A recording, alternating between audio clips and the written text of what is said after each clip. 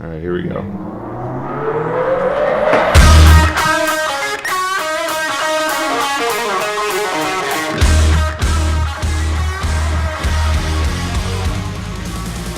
Live on recording, for real this time, in a basement in suburbia. It's a Shorty, Buddy, and Junk show where Generation X meets Generation M. I'm Mickey Shorty Shortwell. And I'm Duncan DuPont. Wait a second. There's no money? Well, yeah, money is not here today, and I think we're going to figure out where she is at some point. Missing in action. And you know what? We decided to enlist the help of not one, but two people to help us out today. Two guest hosts. Yeah, we have two guest hosts. Nice. First one is sitting to my right. He is an improv friend of ours, known for about a year. We've done some shows together, did a lot of damn rehearsals together. Oh, yeah. Oh, yeah. And it's my honor and pleasure to do a slow clap and introduce Mocha. Oh, there it is. You can feel the Yeah. enthusiasm. Oh, yeah. There it is. Yeah. There it is. It's Hello. deja Thank vu. you. I The think air. this might. Yeah. It seems like this is probably as good as it may have been before. Yeah, Right. I think it may be a little bit more spark. Probably not. I mean, it's a representative millennial. I mean, you have to appreciate any sort of appreciation that's given to you for just existing. Oh, yeah. I Yeah. mean, again, I love being here. Yeah. I think it's all about me. I think it's my Yeah. podcast, actually. Yeah. Thanks for coming to my podcast, And he- guys. It's great you guys are being here. He's done his prerequisite selfies already. Oh, yeah. Is that right, Yeah, Mocha? I took a few angles just to make sure I captured Yes, everything. got yeah. everything. Yeah. Oh, A yeah. few angles. Nice. How many likes do you have? Did you post them yet, or are they? They're called shares now. Oh, shares. Get it Okay. with it. Yeah. This guy. Come on. Wait until he starts talking Are about you the on snapper. Are you on the snapper? Yeah, it's- Are we twitting? What are we doing? we're twitting Twitting? something. Yeah. Twitty twit. Well, if one wasn't enough, I have enlisted the help of a friend of mine. He is going to be Skyping in and help us out on a segment coming up, and he wants to participate in Where Is Money. Let's all give a bigger round of applause to Steve Glass. Steve Glass Steve Glass. in the house. Thank you so much, Mocha. I did speak to your parents, and they said that the participation trophy is on its way. Thank you. It's going to go So- great at my shelf with my 50th place ribbon and my 12th place trophy. I'm looking forward to it. I have a feeling this is going to turn into the Mocha and Glass podcast. From little beginnings, spring great things. Yeah. Right. There you go. You know, Well, go so ahead. money's so good. I've listened to all the podcasts, and I can count them all on one hand. Rough. Yeah. So good that it does take two people to fill her shoes. So Right. I know where she's at. She's down here in the South. She's in Atlanta. She's helping to record the new Up and Vanished season Oh. of podcasts. They're just finishing up the Atlanta Monster, and so she's here helping to co-produce the next story that they're telling. Okay. That's pretty good. She's better than you guys are, so she had to move on to bigger and better things. Ouch. Wow. She likes this podcast You're already. realizing you realize you're being judged by one of the hosts of the podcast, Steve. I'm just telling you what she said. Oh, okay. You know what? I did so terribly with games. I think I need the opportunity to go last. So I'm going to let Mocha put in his guess as to where Mocha is. Well, let's Where money is. I know where Mocha is. He's right here. Right.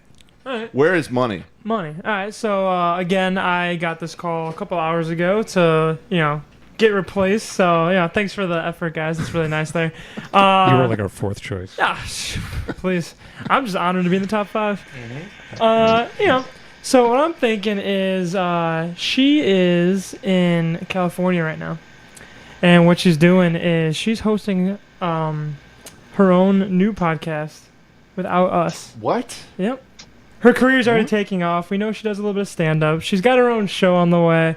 This is what's going to happen, guys. We're just going to be one of those people where it's like, I knew her when. And what is the subject of this podcast? It's Mo Money. So let's see. It's probably going to be about sports. Sports. For sure. Yeah. Yep. Probably wrestling. I think she's big in the WWE. So yeah, I think that's who she's pairing with. Her co-host is The Rock. He's got a lot of things going on, but I think he made a pretty good time for her. They're doing a lot of skits together. I've only seen previews. Right. It'll be on the air soon. Okay. That's what I'm hearing. Yeah. Okay. Mm-hmm. I'm just a All fan. right. I'm just a fan. That's interesting. Yeah. Interesting. Dunk? These first two were close. But I have to break it to the three of you that Money and I are very, very close friends. And she has some things going on that she doesn't like to let other people know about. But you're going to tell us. I'm going to let the tens of people listening know all about it now. Money is a country line dancer. And I don't know if you guys realize that, but there's a country line dancing championship in Nashville this weekend. Ooh. And she's got spurs, she's got a hat, she's got tassels in all the right places. Did she change her accent just for this? Just for yes. That is true. So she now this is the third day of competition. It's grueling. Friday, Saturday, Sunday. The results are going to be coming out in a couple hours, and we are going to have fingers crossed that she's bringing home the championship to the Shorty, Money, and Dunk show, or the Mocha and Glass show, depending on how this podcast goes. That's right. We'll just box up all the equipment, give it over to... Yes. All right. So I win. So to recap, we've got Money went per Steve Glass down in Georgia. Is that the right accent? Georgia. That close? Correct. Yes. So Money is down in Georgia for a TV show. Is that what I heard? It's a TV/podcast series. It's both. Okay. Mocha has Money pursuing another entertainment career in Hollywood, where she's also doing a podcast. In addition to that, she's working on a show with The Rock. Dwayne. Right, himself, Dwayne Johnson. Wrapped her on WWE. Yeah. Which makes perfect sense. I'd believe it, yeah. Uh-huh. You haven't seen Money's tattoos? Covered. She loves the wrestling. Although I always thought it was weird. Whenever she goes to grab a chair, she gets kind of aggressive with it. And I think that is true. She's fighting something back there. It's scary. Yeah. And then Duncan DuPont, you have Mo with the real reason going to a country line dancing championship in where was this again? In Nashville, Tennessee. I'm not going. Money's there. Nashville, Tennessee. Yes. Okay. Wow, those are all 3-day championship. 3-day championship. She's going to be sore for days. Is it? Her feet. Yeah, because, the line dancing, obviously, of course. Yeah, sure, yeah, of course, yeah. Okay. Yeah. It's probably going to be another one of those things. It's a grueling competition, Shorty. God, you wouldn't understand. You don't understand. I don't. Is it like 24-hour line dancing? They didn't ever stop? It's a marathon, all right? Yes, it is. You can see where there'd be some soreness coming out of it. But that hit Shorty in all the right places there. I've lost it. Just on the fact that Dunk, you threw me into hysterics. Come on. With your careful wording, Mocha. Duncan, come on. DuPont. You won. Yes. You win. Good for you, bud. You win. Finally. Steve, Mocha. Feels like feels like I've had this happen before, but we'll see. I'll take the win. You'll take the win. All right. And you win a sheet of paper towel. I already stole some, so there you go. One of the reasons why we have Steve Glass on the show is that we're talking about cultural differences amongst various regions across the country.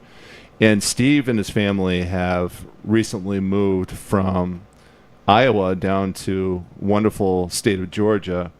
And Steve, I wanted to talk to you about what made you make that move in the first place.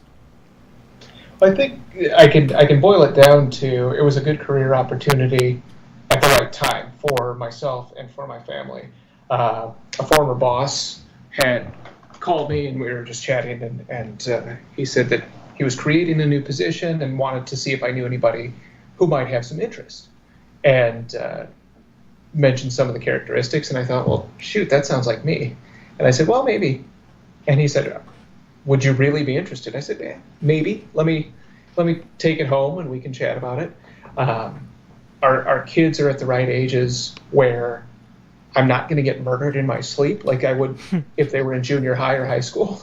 And so it was a really good opportunity. And after some initial hard pass, hard no at home, we came down and explored and really kind of fell in love with what's happening here in our community, and decided to make the move. It's interesting you say our community. You've already embraced this. This is really happening, isn't it? Absolutely, yeah. And I think I would counsel anybody who's moving, unless you know that it's a very transactional stop where you're going to be in a place 6 months, to really buy in. Even if it's a 6 month window or a shorter window, you've got to buy in, because otherwise you've got 1 foot out the door, or you're checking your rearview mirror to look back at where you were, or looking ahead to what's next. It's our community, and so the people in our neighborhood, the sports teams, we're part of it, because you've got to just jump in with both feet. Otherwise, you're going to be one of those folks that hates where you live. Steve Glass is a true Southerner now. Oh. It's his community. I'd say in It's 6 months. Don't I sound it? Yeah, I was going to say. In about Where's 6 the months, accent? yeah. Where's the accent in Werribee and Luke Duke? Yeah. Talk to my 8-year-old, and Hazard County is not in Georgia. Oh. Well, speaking of your 8-year-old, I hear that Disney World was a big part of your pitch to them. It was. The kids cried initially when we told them that we were moving. They were afraid of not seeing friends, and it was kind of funny at the time, because I'm an adult and I'm kind of a jackass at times, that I find things funny. But the 10-year-old named off several friends that she was going to miss, all of whom were moving out of her school, and some of whom had moved out of state. And I said, well, you're not going to see them that often. Oh, well, I'm still going to miss my friends. But we said, we're 5.5 hours from Disney World. And that turned everything on a dime. And so they were all about the move and ready to go. And it only took us 10 months from the time we moved to get to Disney World. And that trip was just a couple of weeks ago, right? Yes, it was. Yeah, it was a surprise to them. We were spending some time in Florida and decided that we would take the scenic route home and add about 4 hours to our trip, but go to Orlando and do a day at Disney, which we did, and it was a huge win. Huge win. And it's huge. The reveal to the kids was all captured on Facebook, and you see it in the was it the 8-year-old that was crying and just said, I can't believe I'm crying, I don't know why I'm crying. She never does that. She never cries. I can't believe it. Yes, it was the 8-year-old, and even then we were walking around looking for dinner, and she started crying again just because she was so excited. So it was a lot of fun. Hits her in waves. You know what? This was the same exact emotion that Mocha had when Shorty called him to see if he wanted to be on. Yep. Oh my God! Yeah, I was just so honored. I don't know why I'm crying. Yep. Oh, it touched me right in my heart. I was broken. I loved it. It was amazing. That's Dunc, awesome. I got your text and had to pull over because I was crying. Oh. So this is an exciting All this opportunity for male all weeping of us. taking place on a Sunday. I don't That's know. right. But in reality, I was actually just in my sweatpants, and I really flipped a coin about coming here. So yeah. You just cracked open the first beer. It was like 11:30. So I really hated you for about 5 seconds. Yeah. I was like, oh no, please don't make me do this. Well, we're not supposed to be drinking while we're doing this? All right, let's reel this in. Let's reel this in. Jeez. One of the big things that I was curious about being the three of us here being Midwesterners is the set of differences that you've experienced now being in Macon, Georgia, as opposed to being in Iowa. So, Steve, what are the big things that you see differences between the two regions? I think I can probably boil them down to 5. There's probably 6 when I think of boiling peanuts, but we're not going to talk about that because those of us with Midwestern roots or Northern roots don't understand it. Is that and really don't a need thing? to understand it. What's that? Boiled peanuts? Oh, it's a thing. That's just, I've never. How do tasted you that. do you buy them at a store? Are they in water? What does that look like? Listen, let's save this for another podcast All right. here. Yeah, let's not ruin curious this. about it. Yeah. Yeah, next time we'll talk about boiled peanuts. And He'll throw on his heavy I'll accent. not Yeah. eat for a couple of days. Let's have him work on his accent. Okay. We'll invite him back, and Okay. we'll kind of compare where his voice is compared to today. All right, fair enough. I'm writing down boiled peanuts episode. Or just boiled nuts for short. So we have It'll be about marriage. oh god, we have a top 5 list here going, and what's the top here? I think probably the top that we noticed right away, and it was sort of hinted to us when we were making the transition. Religion is worn on people's sleeve. It's, I could ask you guys, hey, did you go to church? It's a Sunday. Did you go to church? Somebody might say, if you're running into some sort of tough situation, that I'll keep you in my prayers. You post that on the Facebook or whatever. Here, it's the first 2 questions a newcomer gets asked, and it new to the community, is where do you live? Where do you go to church? And it's not judgment in either sense. The second question is always followed up, if you don't have an answer, with, you want to come with me? I'd love to have you be my guest at my church. And you go into stores, and it's front and center in a lot of places.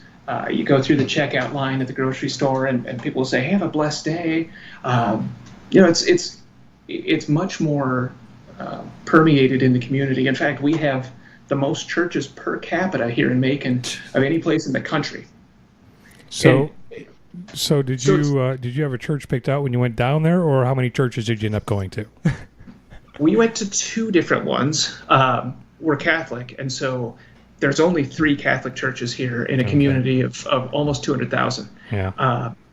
So we tried 2 of them and really liked the second one we went to, and didn't end up trying the third, just because we liked the second so much. Right. And so, but even, and it's all in a very nice way. We had picked our church, and I ran into some folks at a farmer's market, and we got invited to the church that's right up the street. And I said, we've got a church, but you'd love to come to ours because we've got a great Sunday program for the kids, and I think they'd really enjoy it too. I said, ma'am, I'm going to have to pass. Doing a little bit of light recruiting. I feel bad for that third church. You didn't give them a chance. I mean, that could have been even better. That could have been your version of Disney World right there. Very true. And maybe a holiday we'll go and try it out. Don't tease me like that. Just if you're going to do it. We want to report back. We'll do a Boiled Peanuts podcast, and then I'll do a third church podcast. How's that sound? How to cheat on your church. Exactly. Got to be discreet. Probably have to go to a Saturday night at the one and Sunday morning at the other. Oh, rough. So you have to double confess, or how does that work? I mean, sorry, I've sinned in the last 5 hours. Yeah. I cheated on my church. Yeah, yes. cheated on my church. Yes. That's almost like recording the same podcast twice in the same day. No, do that never happens. Yeah. No. We're professionals here. Yeah, we get stuff done around You'd here. actually have to record the That's first 7 one. Hail Marys. 7 Hail Marys. There you go. What's number 2 on the list? People are really friendly, and I think we can all relate to. We run into any one of us at the store, and you go, "Hey, how are you, Mocha? How's it going?" And the answer is, as you're looking at my shoes, I'm good, or things are good, or some sort of combination of no more than 5 words. Here, people really want to know. It's a genuine. How are you? How are the kids? How's school treating them? How's the job? How was your mom's back surgery? And you'll almost, not literally, but almost get followed around the grocery store because people want to continue and have the conversation because they're very curious and just are very friendly and want to know more about you. Yeah. Maybe by the end of it, they know your blood type and your social security number too. Jeez. Mother's maiden name. Oh, jeez. Yeah. I'm just curious how many people would follow Shorty around the supermarket down there. You go to a Publix and there are tens of people following you around. Oh, it'd be fun.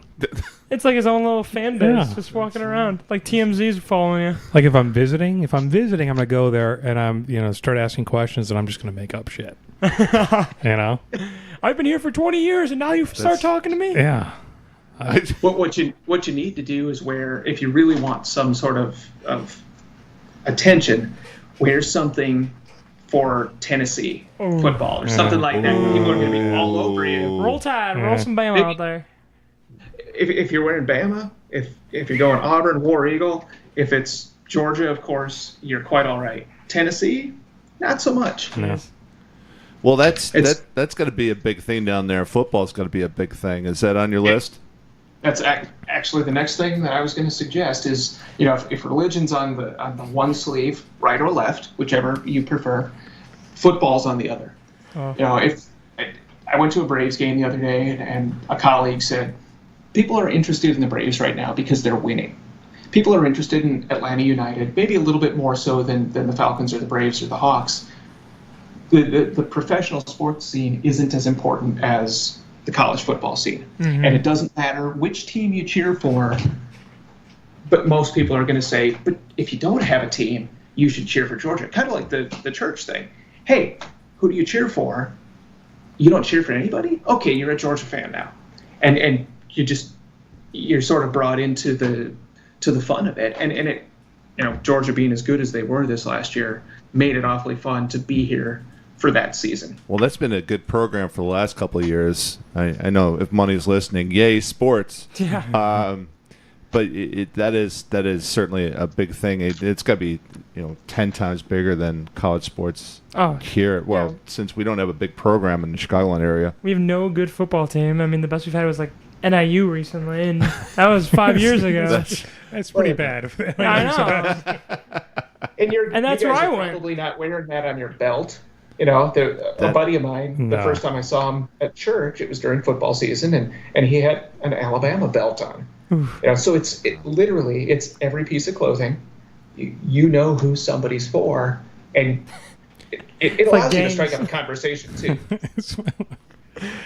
Can you even get a Chicago Bears belt buckle? Is that something that even exists? I thought the whole franchise is closed down. That's how bad. Well, you don't start. We have a Packers fan here, so don't. Let's not. No. And then it's hard to argue with him, though. I mean, and then Steve Glass is, if I'm not mistaken, he is a Vikings fan. We're all as a mixed up Packer in fan in the family as a kid. Sounds like a good guy. She talks relentless shit. It's terrible.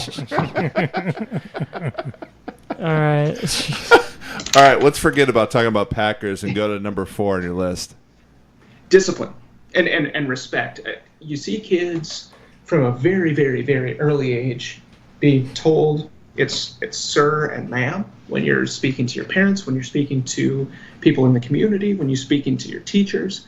And coming from the Midwest, my kids certainly weren't disrespectful.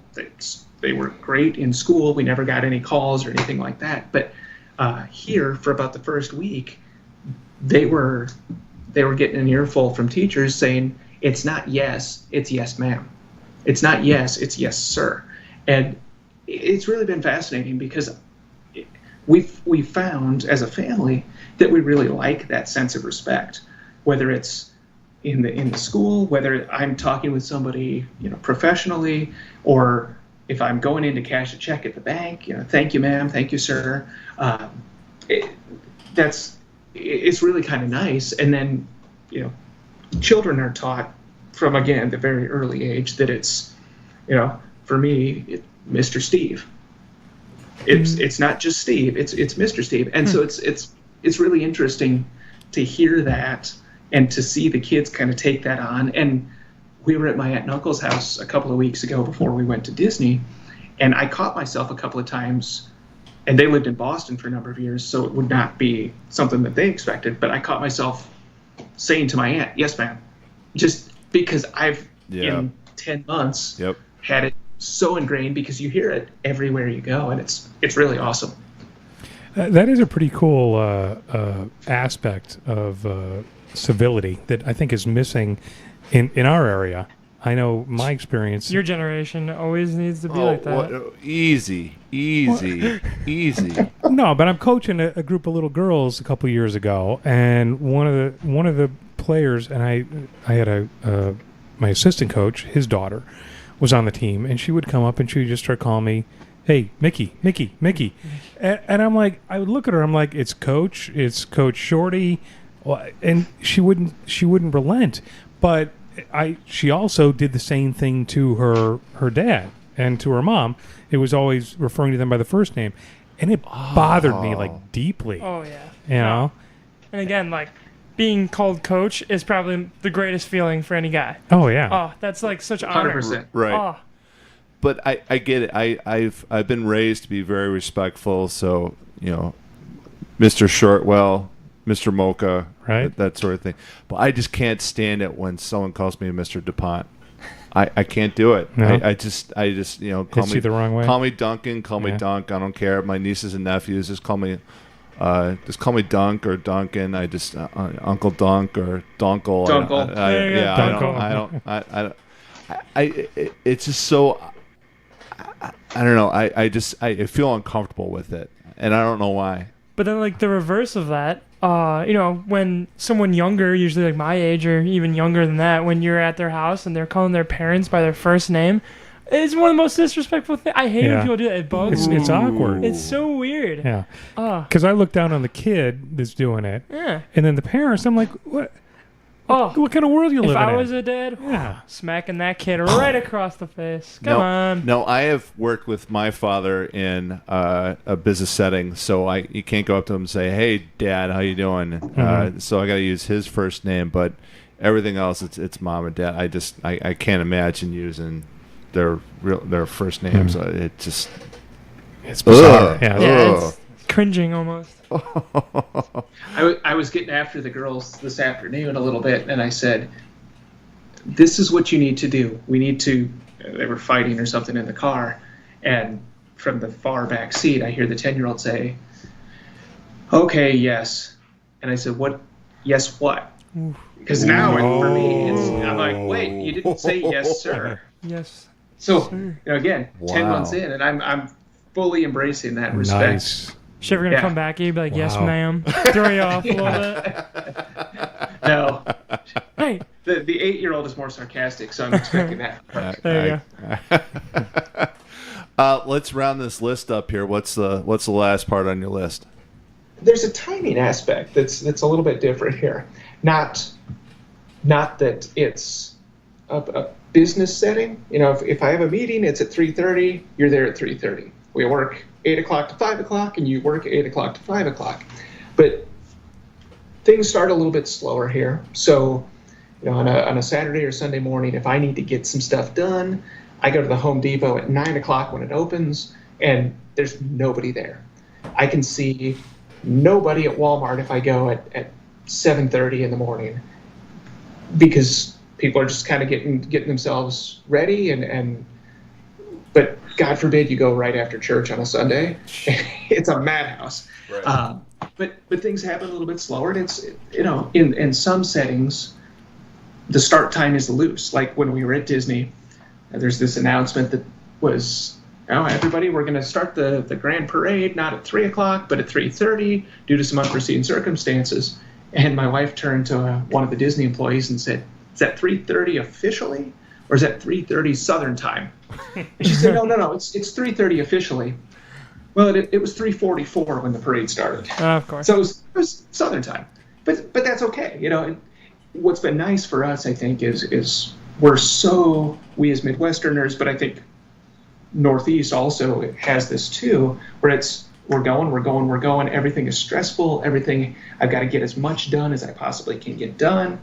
I was standing in line at a store yesterday, and we were 8 deep, and they had 3 registers going, and everybody was just kind of taking their time and being very methodical with the checkout process and having a conversation. And I thought, come on, let's get somebody else checking out. I gotta go. And then I thought, I don't have to go do anything. There's nothing pressing. So what the heck? Let's just embrace the pace a little bit. Now, I have to call you out. You said we as Midwesterners. You have to pick a side here because you also called Georgia, as you said, our community. So are you officially a Southern Belle now, or you still consider yourself a Midwesterner? I'm not sure what the window of time is before you're officially adopted when I'm going to have my cotillion or whatever.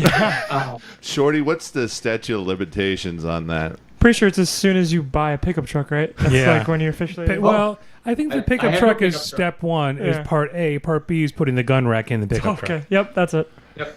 If you were in Florida, it'd be the truck balls on the hooks. No, I think it's fair to say we, because I still feel a kinship with you guys being Midwesterners. Okay. But we feel the kinship with you. I haven't been all around the country, but there's certain expectations that people put on various parts of each region of the country, and I think what you talk about, Steve, with what you're seeing in Georgia is certainly what most would expect out of the South, and let's say New York, New Jersey, Philly, just very rough people, just not very friendly at all. The Midwest, they murder each other in Philadelphia at football games. Oh, it gets crazy. I have to go there for work, and I'm like, I'm not going to sports events. Philly, I have. We should do a whole podcast on Philly because I'm not a fan. No, but Midwest, I think, gets a reputation of being easygoing people. West Coast, what would you say about West Coast? I would say they're probably a little bit snootier. Snooty. And it's just interesting when I travel, and I think most of the regions live up to these expectations or the status we've given to them. But I've been basically a Midwest kid outside of a few years for college and 2 years in California when I was very, very little. Are you guys also Chicago area based for most of your lives? Yeah, born and raised in Chicago for me. Okay. Up until I was about 10 or 11, I lived in 5 different states. I was born in Illinois. My parents were staying with my mom's parents, my grandparents, but they were living in the state of Washington. And we were there. I don't remember that because I was an infant. But we moved from there, I think, to Wisconsin. We were in Sacramento, California, Richardson, Texas, and then we moved moved up here to Illinois, lived with my grandparents for 3 or 4 months, and then probably 10 or 11 years old, ended up in Arlington Heights in the Chicago area. So I don't really have much of a frame of reference of those areas. I do remember Dallas, Richardson, Texas, Dallas area. I was very fond of that, and we left there. I had only been there a year, maybe a year and a half, but had some good friends there, and said if I ever leave Illinois, that's one of the places I'd like to go. But the rest of them, I don't have much remembrance of. But it's these differences, especially with the time and being slower. That would probably bug me a lot in terms of. If I had a meeting or I'm interviewing and saying that we're doing this at 3:30 and they show up at 3:43, that sort of thing. Is that what you're talking about, Steve, in terms of that kind of situation? I think within the business community, it's much more as we would expect. A 3:30 meeting is a 3:30 meeting is a 3:30 meeting. Okay. And it's the end time can float a little bit simply because then you just start visiting about Georgia football or the construction that's happening, or that's a normal business setting. So I think it's a lot of the outside of normal business hours where people kind of just take their time, and that's been jarring isn't the right word, but I think something that we've taken a while to get used to. And I can hear what you're saying, and I think it probably would if you were to move down here. But you get used to it, and slowing down isn't the worst thing in the world. Well, I would just say that if Shorty called me up and say, hey, let's go watch Money do some line dancing, and he says, "All right, I'll pick you up at 7, and I'm ready to go at 7, and you show up at 7:17 or something like that. That's Hey, you don't want to miss her winning the award. It's a 24-hour round the clock thing. So It's okay if we miss a few minutes. yeah, Dunk's ready to go all day. what's the big? Yeah. You know? He's got a chair and a Gatorade bottle ready to go. Yeah. I mean, how many times can you do the electric slide over and over and over again? But you know what I'm saying. If you're saying you're going to be there at 7, let's make sure it's close to 7. That kind of lags time. That would bug me. Yeah. For the most part, people are very respectful of one another. It's more so, I think, if I don't have to get out of the house and start my day on a Saturday until 10, 11 o'clock, I'm not going to. So it's great for me because I get up early, I'm out the door, I can be to Walmart and back and still be able to drink a couple of cups of coffee on the porch before anything else happens, and I don't have the store overrun. It's probably another feature they have down south that they don't have as much up here is front porches.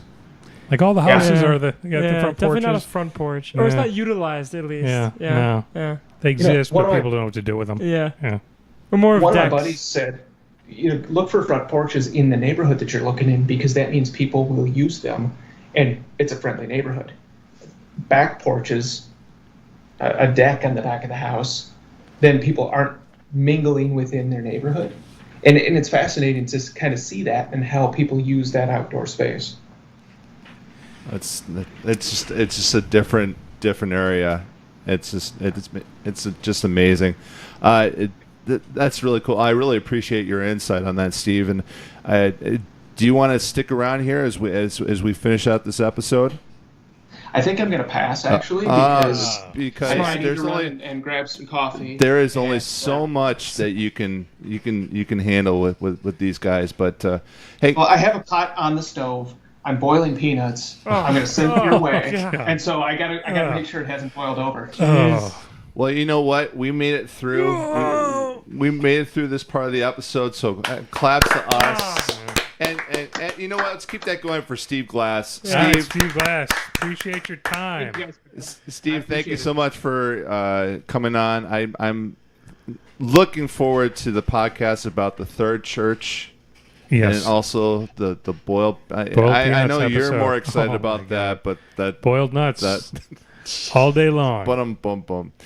Steve, thank you very much, and we will talk to you soon. Both times we did this was a blast, so thank you so much. Oh, don't give anything away. All right, have a great day. You guys too. All right. That's why he's an obnoxious friend of mine. I'm going to throw this over to you.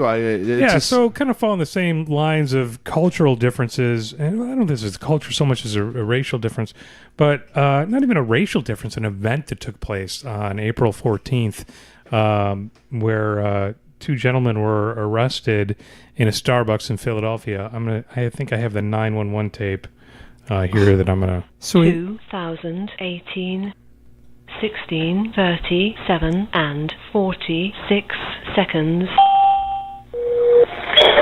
Philadelphia Police, Operative 363, how may I help you? Hi, I have two gentlemen at my cafe that are refusing to make a purchase or leave. I'm at the Starbucks at 18th and Spruce. All right, police will be on as soon as possible. Thank you. Bye.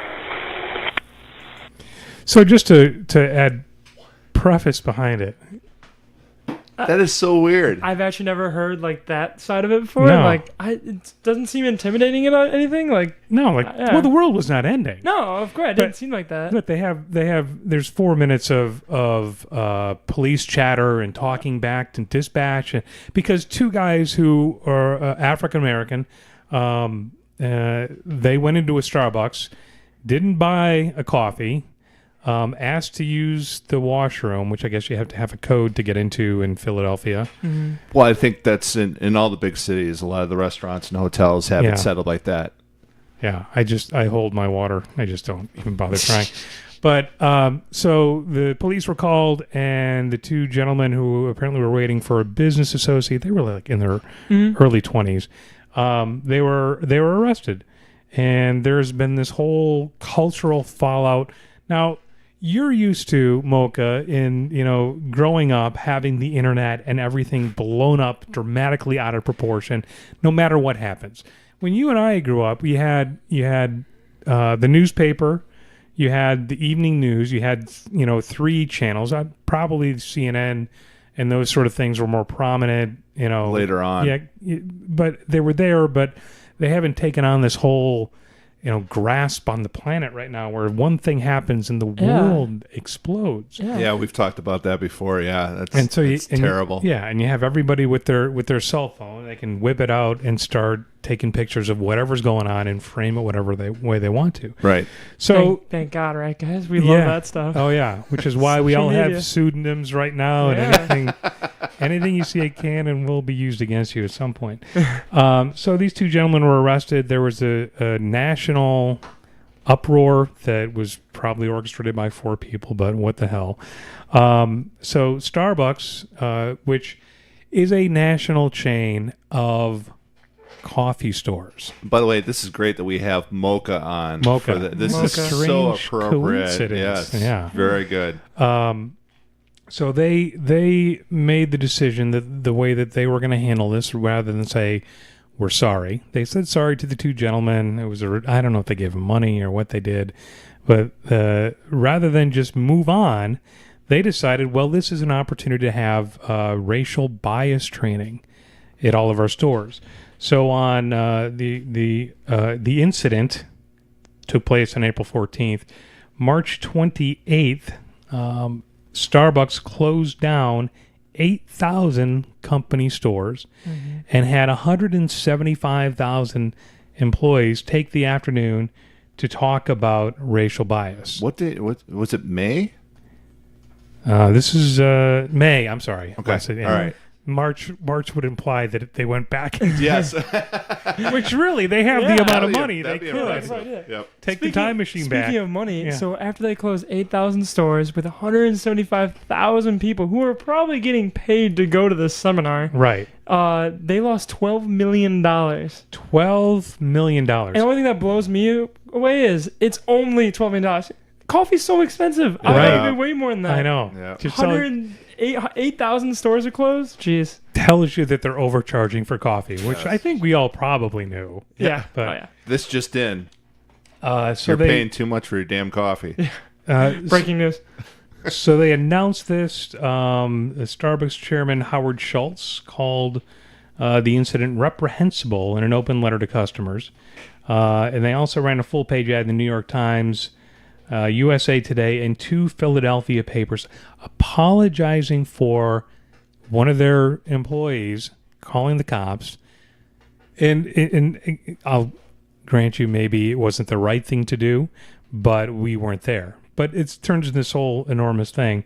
Starbucks found that they had insufficient support and training, and bias led a former white employee to call the police on the 2 men. So Starbucks developed the training. They cast a wide net. The curriculum was developed by a team of more than 30 experts, including neuroscientists, diversity and inclusion experts, and community outreach leaders. A coffee shop. A coffee shop. Yeah. So I went on. They actually the 68-page manual that they used during the racial bias. Did you go through training. Every page? Oh yeah, I did not. I just went to the page that looked relevant, and essentially I did look at. They have a number of videos on their website. We're not going to go through all of them, but there's a couple of examples that they walked through. That they broke people into groups. They each had their manual, and they're supposed to watch these videos and have conversations about them. There are some ground rules here that I'm going to read to you real quick. The ground rules were number 1, listen respectfully. Number 2, speak your truth and honor other people's truth. And 3, if your conversations get off track, pause and restart. This is what the employees were told. This is what the employees were told. This is part of their training manual that they had to walk through. It feels like they just took 175,000 people back to middle school and taught you the three normal things how you carry a conversation forward. Yeah. And there are tips. There are tips for getting back on track.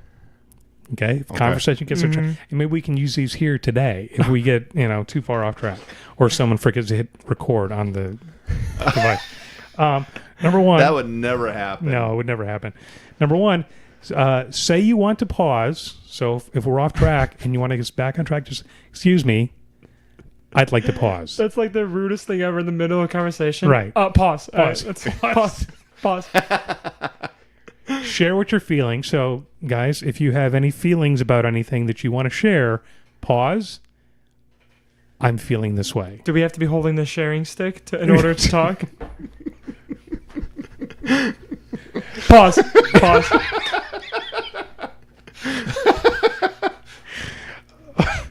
After you share what you're feeling, talk about it. And your working group for today, acknowledge it. We hear you, ... There's a couple of examples here. We hear you. We can't create a culture of warmth and belonging if we don't first acknowledge that some of us deal with negative stereotypes every day. We hear you. We can't connect with dignity and respect if we don't respect the different starting points we all had in life. And then write it down in your notebook and revisit it later. It's awesome. It just throws me right back to kindergarten. Yeah. This is great. I love it. So they have 5 videos, and I thought maybe we could test our racial bias sensitivity by listening to some of the scenarios. And it's not just racial; it's different aspects that you're going to find here. Right. So I'm going to go ahead and find the first one. The first one. First one is called "Woman in Dirty Sweatpants." Pretty much just gets his point across. Love it. Which ironically was the name of one of my favorite bands back in the 80s. This is a choose your own adventure. Yeah. So, that was the girl I took to prom. So here we go. There was a busy morning at my store back in downtown where a lady came in and her sweatpants had stains in them and they also had holes. So I quickly told my partners, like, hey, I'm going to switch over to warming so that I can keep my eye on her. And I noticed her going back and forth from the retail cups. It was during Christmas, so we had all the red box cups. And I assumed she was going to steal. And I approached her and I said, would you like any help with anything? And turns out that she wanted to buy one as a gift. Ooh. Yeah. There's some no-nos there. Yeah. That is such a catch-22 in terms of how close you monitor anybody in terms of loss prevention. If you're a store, for instance, I'll tell you a funny story. I in a past episode, I talked about being in an anxiety program where you kind of learn to deal with your anxiety and do it in a healthy manner. And there's a guy there that started with me at the same time, and his counselor told him to help deal with some of his social anxiety is to go to a store and be around people and just kind of learn ways to kind of deal to bring that anxiety down. Right. And what he would do is he'd take his cart, he'd put stuff in it, and walk really closely by other people just to kind of deal with that. Now, security saw this about someone following someone close, and this is a big dude, my height, right. Just a big dude, and a white guy. So he's following somebody with his cart near someone with their cart, and then security is walking behind him, making him more anxious. So here he is with the best of intentions, trying to work and deal with some of these issues that he has, and then you have security following him because they don't know what he's going to do, what his intentions are. Right. Just like in this episode, what is this woman going to be doing? Right. We'll just call her sweatpants. What is sweatpants going to do? Can we call it dirty sweatpants? Dirty sweatpants. DS. I just don't know. And it's the same thing with some of these. Where do you draw the line? If you're running a business and someone walks in with dirty, holey sweatpants, my natural instinct would be, watch them because I mean, I guess there are cups to steal in a Starbucks, but you can't make any judgment off of anybody. I mean, like I'm wearing a t-shirt and jogging shorts today, and I saw you kind of, Mocha. I think you kind of paused a little bit, like, oh, do I want to go in there?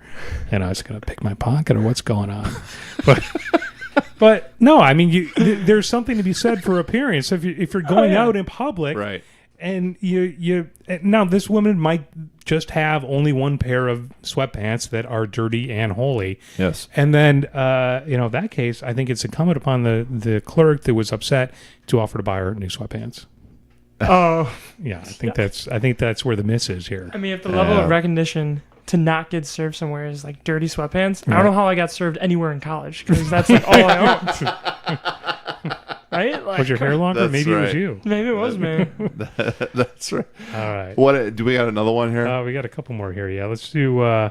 This one is man. I was in the. Hold on. This is a scruffy man approaches woman in line. Out of my store, and there was a line of about 6 people, and I saw a man come in who was kind of scruffy, kind of looked messily dressed, and he walked up to a woman who was about halfway in line. And I wasn't close enough to hear what they were saying, but I saw him hold his hand out to her, and she reached into her purse. And I walked right up to them, and I said, "Sir, you cannot panhandle and ask my customers for money in my store." And the woman looked at me and said, "He is my husband." Whoa! Okay, wait. So you cannot come up to my customers at my store. I feel like that she did a good thing there. Like, again, it ended poorly for her, but if she's protecting someone who might be stealing, there's no like nothing wrong with that. If I see what would appear to be a stranger to another stranger, and their hand was in their purse, I would say something. Right. Well, at this point, he was reaching his hand out, so she thought he was a panhandler. Yeah. Which, again, as a business, you don't want your customers bothered by panhandlers. Yeah. So now that the husband chose to be scruffy, now we don't know the entire context of what he was dressed in, but it could be. If this was me and my wife in that scenario, and I looked like this, she would not acknowledge that I was married to her. So, he is causing trouble. Yeah, Get him. Go. He's got to go. I feel like you could tell the length of someone's marriage by the answer to that. This is a newly married couple. Right. Yeah.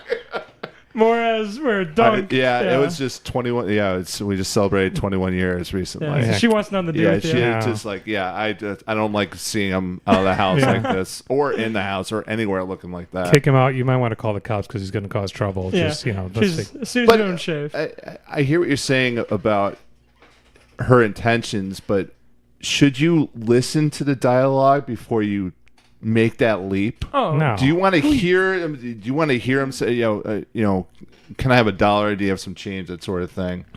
There's got to be. I wouldn't want to at least hear what was being said more than what the actions are. So you're going to before making a complete ass out of myself. So you're going to eavesdrop? I mean, is it eavesdropping? I feel like, let's say I take his points, or like you hear him say, "Hey, can I have $1?" And then you don't see any response, and then he goes right into her purse. I don't know. Like, you can make a lot of assumptions off of that. Right. This one, I just chalked this up as a misunderstanding. I don't think there's anything big out of this one. I think that in addition to apologizing to the couple for making that wrong assumption, she should offer to shave the woman's husband.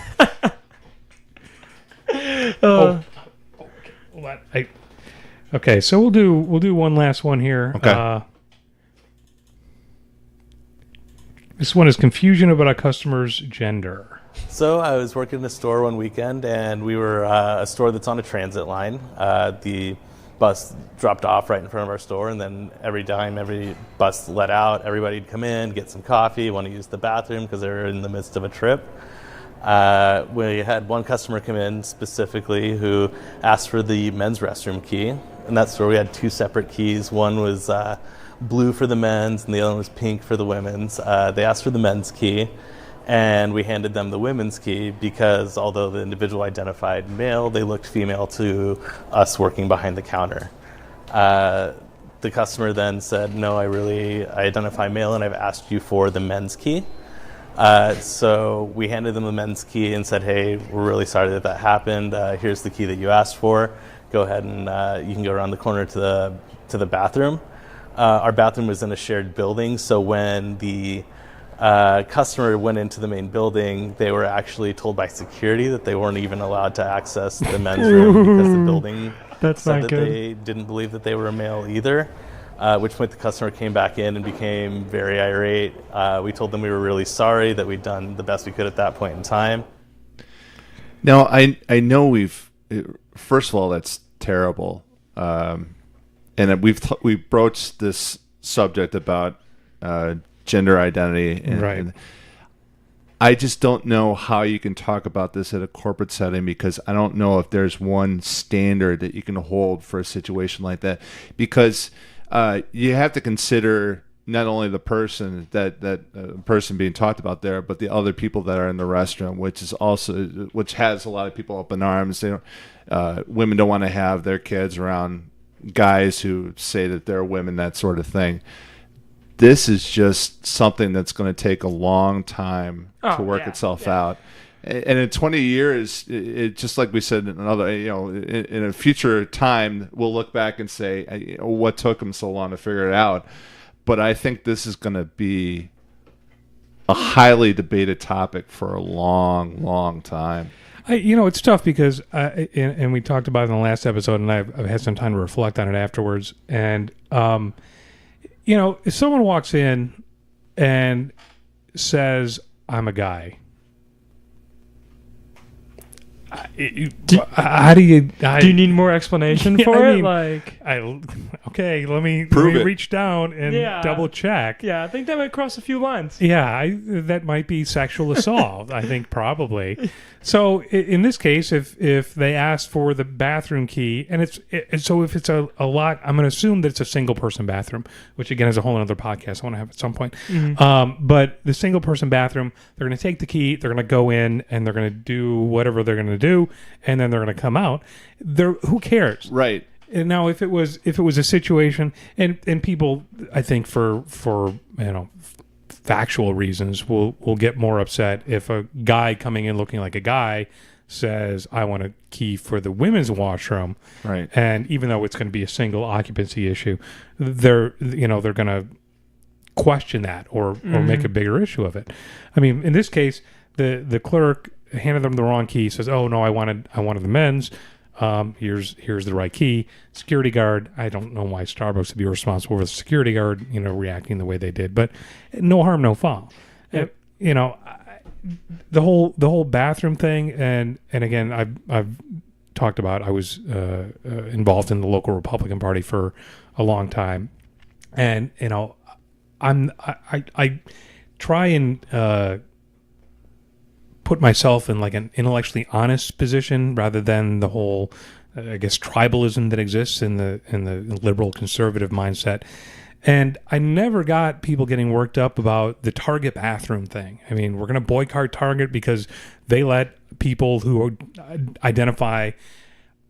You know what? If you were a guy and you wanted to make yourself look like a woman 5 years ago and go to Target and go into the bathroom and either go to the bathroom, or you're a pedophile and you want to pedophile a child, you'll be able to do it. Did you just make up a new verb there? Pedophile. Pedophile? Well, I didn't want to go down the actual... All right, so... Whatever pedophiles do. Let me get the dictionary. Yeah, please. Pedophile a child. Yeah. Works for me. You knew what I was talking about, right? You guys point across. Yeah. So the long and the short of it is, if I get it, if you have a person that looks like one gender and they say that they're a different gender, I guess I got messed up at the grocery store. Yep. Yeah, we talked about the manners. Yes, sir. I said yes, sir, and I looked up and I'm like, I'm not sure. Nah, it's up in the air. And then I looked back down at my shoes. Just like Mocha being a millennial. What do you think about this whole subject? I love that. I'm for people doing whatever they want to do. So however you feel, whatever. But I treat it kind of like trigonometry. If I don't understand it, I let it's too confusing for me, so I just don't fight it. I let them figure it out. Right. So I think most people don't care. No, I know. I mean, this thing that blew up in Philadelphia is because we have the internet and because we have cable news, and they can get on and talk about it ad nauseum. Right. And facts be damned at this point in the world. I was watching what was taking place the other day. The shooting that took place at the newspaper in Annapolis, Maryland. And whenever these type of things take place, I don't ever watch cable news just because it's such garbage. All of them. Fox, CNN, MSNBC, none of them. They're ridiculous. But when something like this happens, just for edification purposes, I'll turn on CNN, I'll turn on Fox, and I'll flip in between and just see how the reporting is going. And I was struck. I watched CNN for a little bit. Automatically it was the shooting took place. It was a white male conservative who was attacking the newspaper because the president told him to. And so this is where the conversation's gone for the past 4 or 5 days now. You go on social media, and I'm still amazed that some of my social media friends are blaming it on something other than what it was, a lunatic who had a negative story written about him who had lost his mind. I think with this particular subject, I think this whole thing about Starbucks trying to nip this all in the bud within a one-day seminar, right? Is no way. It's a joke. I was also reading that one of the presenters was the rapper Common. Right. I saw that. I was like, all right, I get it, but I'm scrolling through their web page that they have for this thing, and I'm scrolling down, like, and it's like, okay, white guy, white woman. Oh, Common. let's get it in there, right? Let's do problem. This. Hey, I'm not saying that Common isn't like an inspirational figure, but I'm not saying he's going to solve these issues in one day. Got some Chicago influence at this meeting. Yeah. I don't think he's going to solve these problems in one day. No. Well, it's funny you say that the one day is not going to be enough. According to the story that I have from CNN, which again, I'm contradicting myself. Questionable news source. There's a quote from Howard Schultz, who I think just resigned as chairman with Starbucks, who said, "We realize that 4 hours of training is not going to solve racial inequity in America." So they're planning more. Of course, he resigned and is, I think, talking about running for president of the United States now. So there might be federally mandated racial bias sensitivity training coming up in our future. Well, hopefully it's longer than 4 hours. I hope That's just ridiculous. If it's longer than 4 minutes, I might stab myself in the eye. You know what? This has been a fun episode. I do have actually, I don't know if it's necessary or unnecessary, but I want to apologize to Mocha. When Shorty and Money were playing the first episode, we had a conference call, and we talked about various ideas of what we can do, different subject ideas, and someone put on there that Mocha was a dickhole. It says Mocha is a dickhole, and I just giggled like a little school kid for days. I hadn't heard the term dickhole since junior high. So and I sure as hell embraced it just because I like the word dickhole. Not that I think you're a dickhole. Do you like the word dickhole? I hope not. I hope I'm not a dickhole. No, you've been very undickholeish today. Thank you. This has not been attacking interview. Right. I feel like I've enjoyed myself. Well, I just enjoyed that a little too much, and I wanted to apologize to you. Comes from a place of love. I understand. It's okay. There you go. You're a dickhole too. All right, Mocha Dunc, we've come to the end of another episode. I want to thank you, everyone, for listening in. If you enjoyed the show, like us on Facebook, share us and Twitter and the Snap and all the other crap. Later. See ya.